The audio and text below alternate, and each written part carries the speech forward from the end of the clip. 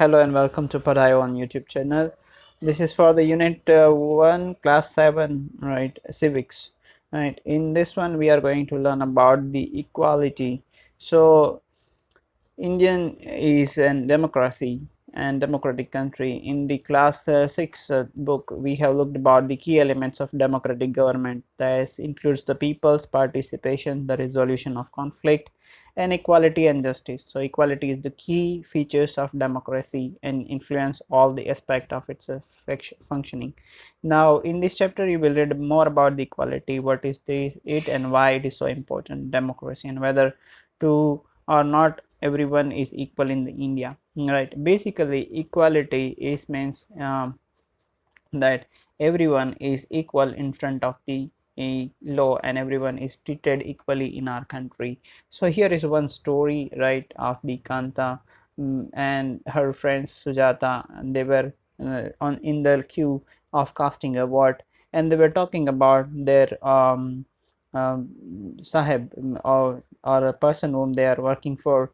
They are all in the same queue for giving a vote, but on the other hand, when they cast the vote afterwards, when they visit some other places, right, for example the Kanta's daughter is sick, right, so when they went to the public hospitals, whereas the other guys can send their kids to the private hospitals.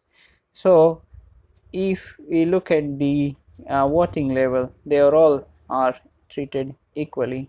The one person has a right to vote one, but if you look at the way of uh, their economic level, they are treated differently. Now, equal right to vote. The story above begins with the Kanta standing in the line to cast her vote. Look at again the various peoples who are standing in the line with her. Kanta recognized her employer, Ashok Jain, and Chotelal, her neighbor. In a democratic country like in India, all the other, irrespective of what religious they are belong to, how much educated they have had, and what caste they are, or whether they are rich or poor, are allowed to vote. This, as you have already read in the class 6 book, is called the universal adult franchisee, that everyone, and is an essential aspect of the all democracies, that everyone who is the matching the criteria of being a rightful person for giving a vote, then it's considered as a universal adult franchisee. Now, the idea of universal adult franchisee is based on the idea of equality, because it states that every adult in the country, irrespective of their wealth, their communities she belongs to, has a one vote. Kanta is excited to vote and happy that she is equal to of the others because each of them has a one vote. But as her days go on, Kanta becomes less certain about what is this equality really means. What is it that makes the Kanta unsure? Let us take a look at a day in her life. She lives in a slum and has a drain behind her house.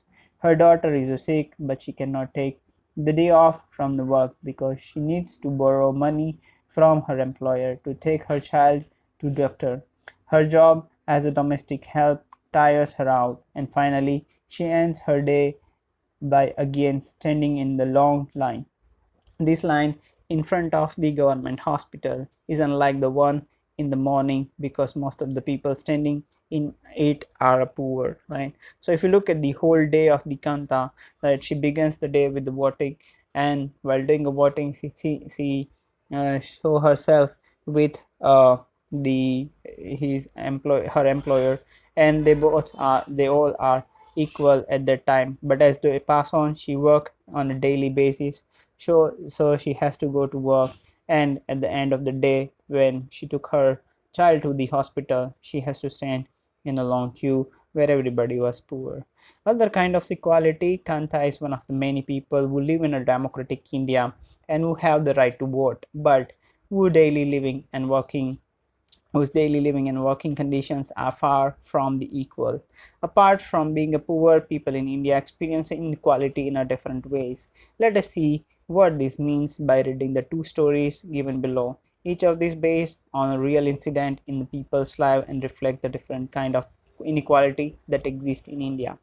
So basically, only for the right, we can right to vote, we can say people are equally treated, but there are certain inequalities were found. We will read the story and come to know about what are those inequalities. Now equality here, you need to understand, that means people treat each other at equal respect and equal values, but it doesn't seem everywhere the same. So let's read the first story. One of the more common forms of inequality in India is the caste system. If you live in a rural area, your caste identity is something that you probably learned or experienced very young. If you live in urban area, some of you might think that people no longer believe in caste.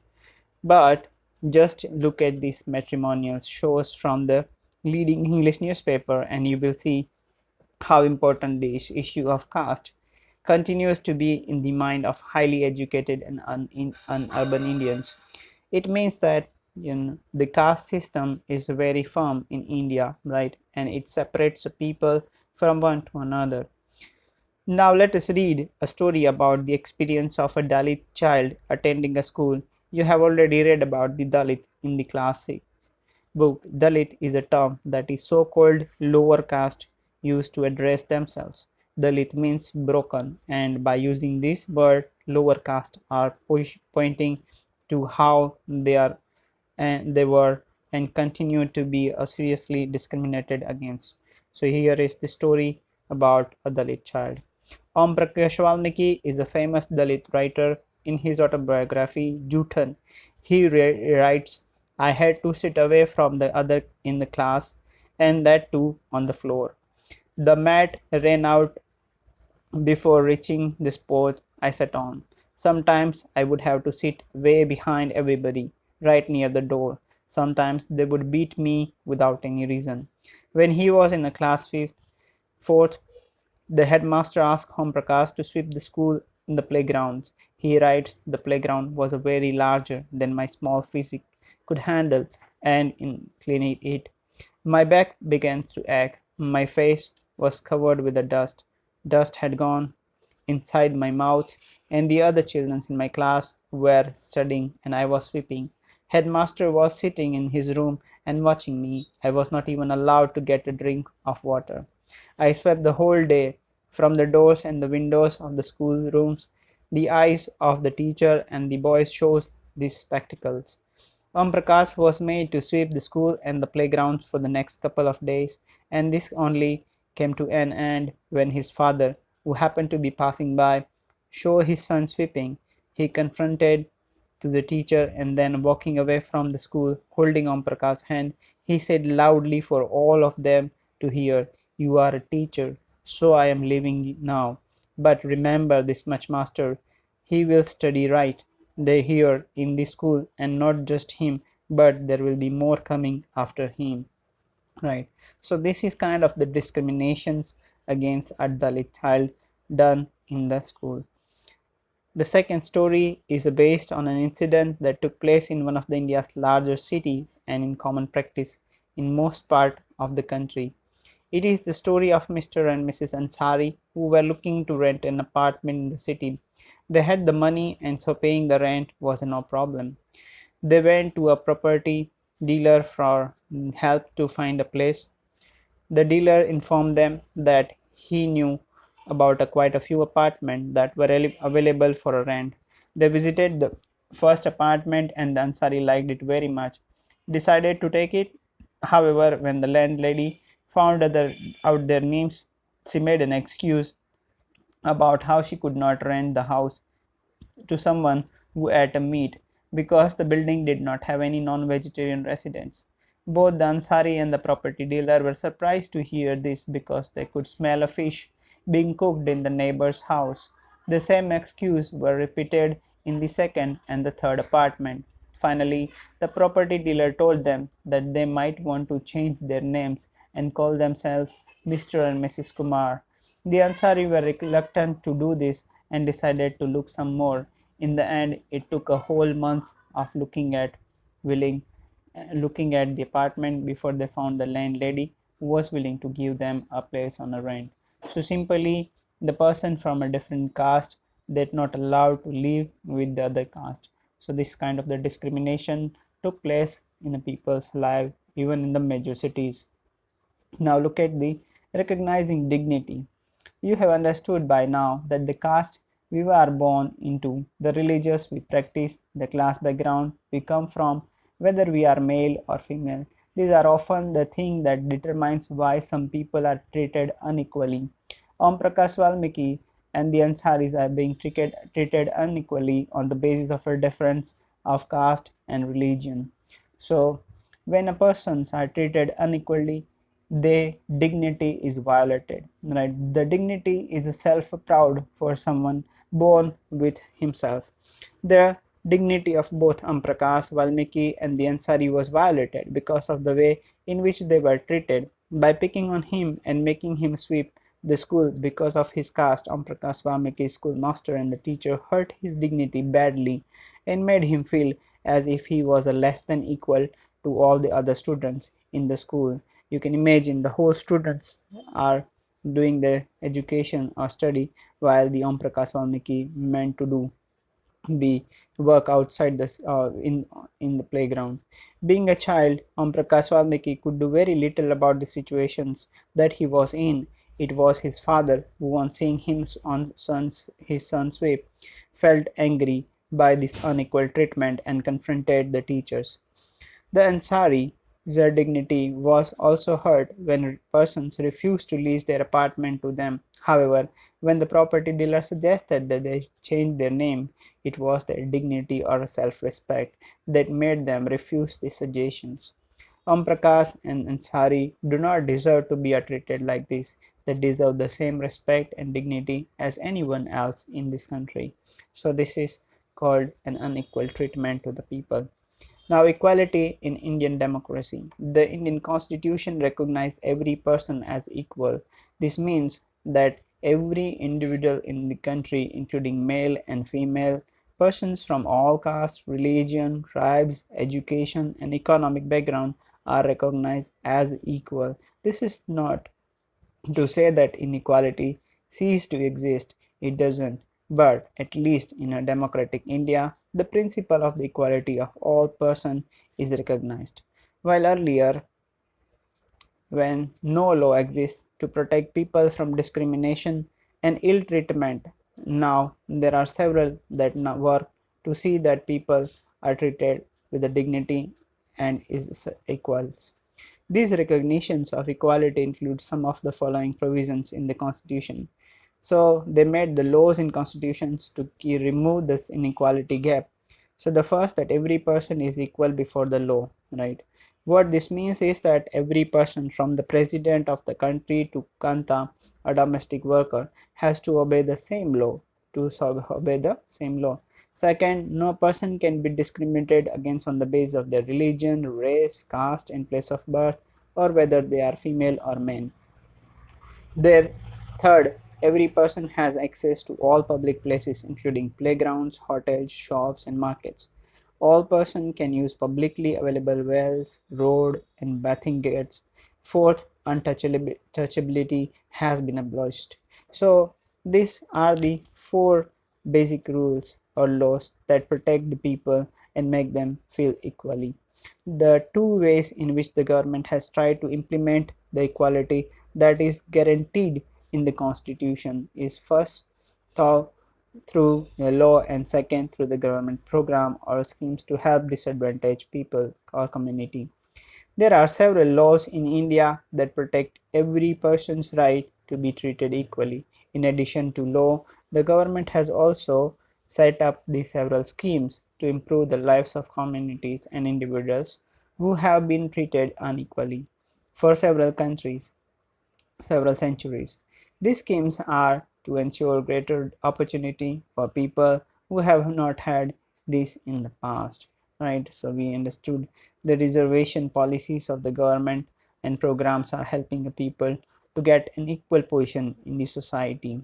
One of the steps taken by the government, including the midday meal scheme, this refers to the program introducing in all government elementary schools to provide the children with a cooked lunch. So Tamil Nadu was the first state in India to introduce this scheme and in 2001, the Supreme Court asked all the state government to begin this program in their school within the 6 months.